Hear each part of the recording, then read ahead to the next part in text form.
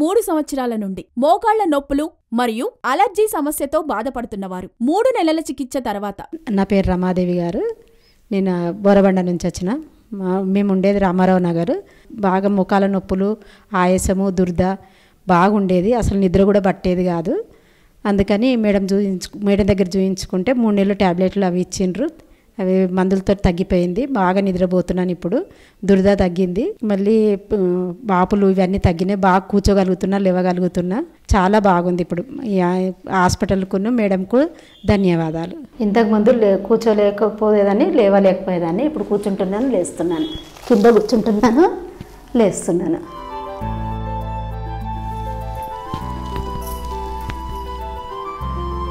బాగా కింద కూర్చొని లేవగలుగుతున్నాను ఇప్పుడు.